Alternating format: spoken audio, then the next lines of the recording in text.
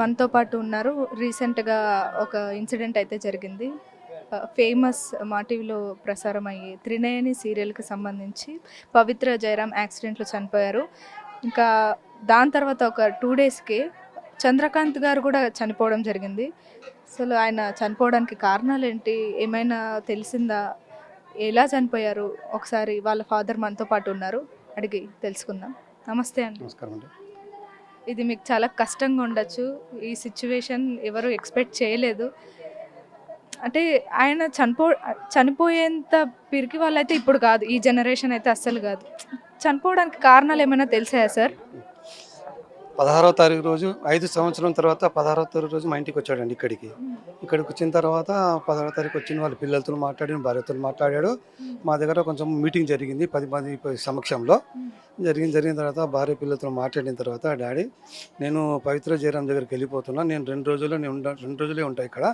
2 రోజుల తర్వాత నేను వెళ్ళిపోతే పిల్లల్ని మా ఫ్యామిలీని మంచిగా జాగ్రత్తగా చూసుకొని చెప్పడం జరిగింది. వీళ్ళు ముందే డిసైడ్ అయ్యారా విడిపోవాలని? డివోర్స్ అట్లాంటివేమన్నా తీసుకున్నారా? ఎవరండి? మన మీ అబ్బాయి గారు అలాగే కోడలు గారు. ఏం తీసుకోలేదండి అటువంటిది. అనుకున్నాను కానీ తర్వాత తీసుకోలేదు. తీసుకున్న చాలా పవిత్ర జయరాం నుంచి అక్కడి నుంచి ఒత్తిడి పెట్టాడు. నేను నీకు విడాకులు ఇస్తా, అది చేస్తా, ఇది చేస్తాననేసి. అది అలా అని అలాగే మర్చిపోయారు. 5 సంవత్సరంన్నర తర్వాత కూడా మా ఇంటికి రాలేదు. వాళ్ళ కుటుంబం దగ్గర కూడా పోలేదు. అక్కడే ఉన్నాడు. అక్కడే ఉండి ప్రతి మంత్ వాళ్ళ కుటుంబ ఖర్చులు నెలకు 30,000 ఇస్తున్నాడు. ఖర్చులు మొత్తం తిండికి, రెంట్‌కి, స్కూల్ ఫీజులకు అన్నిటికి ఇస్తున్నాడు. అదే 16వ తారీఖు జరిగింది ఇది మేడం ఇవాళ. ఇప్పుడు అంత పెద్ద కొడుకు ఇంటి బాధ్యతలన్నీ చూసుకుంటున్నాడు. ఎందుకు ఈ విషయంలో ఇలా చేసుకున్నాడని అనుకుంటున్నారు? పవిత్ర జయరాం వల్ల మేడం. పవిత్ర జయరాం మీ ఫ్యామిలీకి టచ్‌లో ఉంటారా? మాకు ఆమెకు పరిచయం లేదు. మాకు అంత ఎప్పుడు ఆమెతోటే వస్తది. ఒకటి వాళ్ళు ఎంత చెడ్డగా ఉన్నా, మంచిగా ఉన్నా ఫోన్లలో పెట్టి జనానికంతా చూపిస్తారు. చెడుగున్నా, మంచిగున్నా, బెడ్ మీద ఉన్నా, గార్డెన్‌లో ఉన్నా, ఎక్కడ ఉన్నా పెట్టి మమ్మల్ని బ్లేమ్ చేస్తున్నాడు. మా పబ్లిక్ ఏమంటుందంటే వాళ్ళ భార్యని అడుగుతారు. నువ్వా భార్య లేక ఆమెనా భార్య అనేసి. ఆమె చెప్పుకోలేక సిగ్గుతో తల వంచుకొని వస్తుంది. ఎక్కడ ఎవరేమైనా అడిగినా కూడా.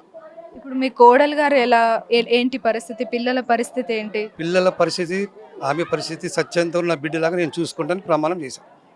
చూసారు కదా! వాళ్ళైతే చాలా బాధలో ఉన్నారు. కోడలి దగ్గరనే కోడల్ని కూతురులాగా చూసుకుంటాము. పిల్లల్ని కూడా మా దగ్గరనే పెట్టుకుంటామని అయితే చెప్తున్నారు. మీకు కొండంత అండ ఉండాలని మేమంతా కోరుకుంటున్నాం.